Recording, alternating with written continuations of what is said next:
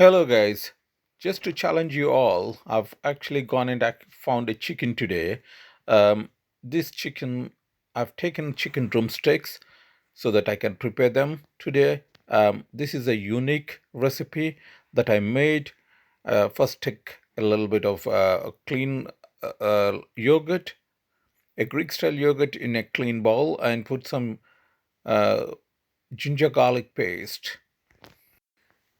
What this does is it actually softens and also gives a nice taste to your chicken. And obviously you do need the main important component, that is, do not forget about the salt. Salt is to your taste. Add some turmeric. Turmeric is wonderful and nowadays is used as a super spice um, in every single cooking. I have also added a commercial chicken masala that is bought from the Indian grocery shops. And look at that, I've mixed it quite nicely. But to add a little bit of more moisture and a little bit of greasiness, what I've done is I've taken the healthy option of extra virgin olive oil and made a homogeneous, nice, smooth paste out of all this to enhance the tangy taste. And to enjoy the tangy taste, obviously, I've squeezed the lemon in there,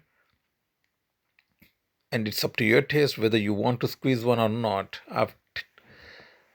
Now comes the main part. Look at those nice fresh drumsticks. Take some fresh drumsticks. I've taken about eight of them. I'm a bit I've got a bit of OCD, so what I do is I keep cleaning things. So I wanted to wash my chicken and I've double washed it so that they're nicely, they don't have anything. People, I don't know who has handled them while packing and prior to packing. Hence, I've cleaned it nicely under the running water, as you can see.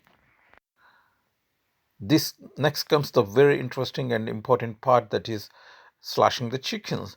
Um, do not be generous in putting the slashes, and do not take the skin out, because the skin actually retains the moisture and brings a nice cooked taste. If you look at any sort of other recipes as well in the kitchens, this is how it is going to be. I don't think this Haya Uncle Roger or otherwise the angry chef can match this recipe. So look at that marinade that we have made. All that marinade, it all goes nicely deep into those slashes so that it soaks in the slashes.